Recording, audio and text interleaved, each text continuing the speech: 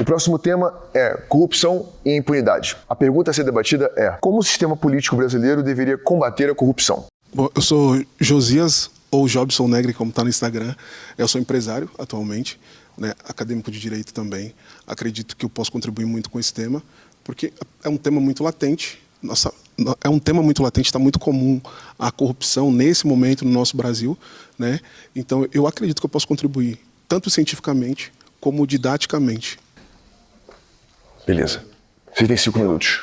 Muitos dos temas que a gente está tratando aqui, acho que tem a ver com as raízes do nosso sistema socioeconômico, e acho que fica praticamente utópico falar de acabar com a corrupção num sistema político onde o poder financeiro se converte automaticamente em poder político. E mostrar a hipocrisia da direita ao falar desse tema, quando na prática política eles estão apoiando orçamento secreto, eles estão apoiando PEC da blindagem, eles estão apoiando financiamento privado de campanha e por aí vai.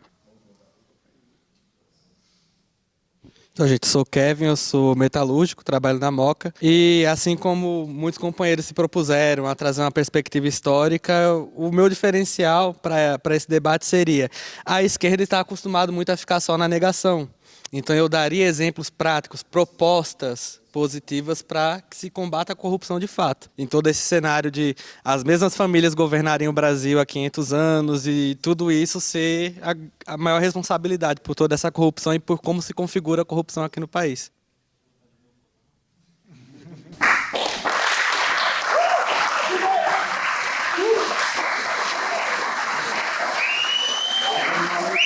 Então, o Jobson e o Jimmy vão debater o tema corrupção e impunidade. A pergunta que vocês vão debater em 10 minutos é: como o sistema político brasileiro deveria combater a corrupção? Eu queria aproveitar esse tema, que é um tema muito amplo e passa por, inclusive, vários assuntos que a gente está falando aqui, desde o primeiro tema, crime organizado, enfim. Tudo isso acontece porque existe corrupção em diversos âmbitos, né? Tanto no poder público quanto no poder privado, que às vezes muita gente esquece de falar, mas na verdade a corrupção se trata entre uma relação promíscua entre essas duas esferas de poder, né? E trazer para uma questão mais estrutural de lembrar que a gente não está falando isso num contexto neutro, né? A gente tem um contexto que é um sistema socioeconômico, político, que é um sistema majoritariamente de direita, né? O capitalismo é o que vigora no mundo, na maioria dos países, independente das suas diferenças. E uma das características, para além de moralismos e de idealizações, que a gente vê na prática mesmo, o que acontece no dia a dia, e acho que qualquer pessoa com o mínimo de honestidade vai concordar, é que a gente vê um sistema que permite um acúmulo ilimitado de poder financeiro nas mãos de poucas pessoas, e na prática esse acúmulo de poder financeiro ele se converte automaticamente em poder político. O que eu estou querendo dizer é que quem tem dinheiro na prática, a gente vê todo dia está acima da lei, desde o cara de Porsche que atropela por aí, até o cara que compra juiz, dono de banco, etc. Enquanto muitas vezes as pessoas mais pobres, né, a gente tem mais de 1/3 aí de presos esperando julgamento até hoje. Então a corrupção na prática ela acontece desde aí a gente pode pensar no sistema eleitoral antes dos políticos chegarem lá, um sistema privado onde o dinheiro fala mais alto também na hora de escolher quem vai estar representando.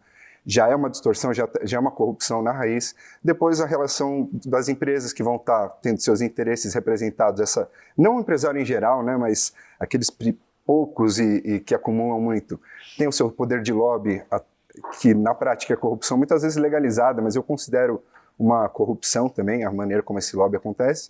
E depois, quando os casos vão para a justiça, etc., a gente vê isso acontecendo. Então, se a gente não conseguir discutir as raízes disso, fica difícil falar de corrupção. E na própria prática política da direita, eu vejo uma incoerência, assim, em que muitas vezes se levanta a bandeira anticorrupção, mas além de não questionar essa questão estrutural e essas raízes da corrupção, que ao meu ver está no poder financeiro, tem um poder ilimitado, na prática política os deputados que se dizem de direita, né, as bancadas da direita no Congresso do Brasil, já que a gente está falando sobre o Brasil, estão votando leis como o PEC da impunidade, como orçamento secreto para uso não transparente do recurso público e por aí vai, né? Tá. Inclusive, desculpa, só para finalizar, conseguiram corromper o próprio processo de combate à corrupção, que foi a Lava Jato, que depois a gente viu o que aconteceu ali, juiz combinando sentença com o promotor, enfim.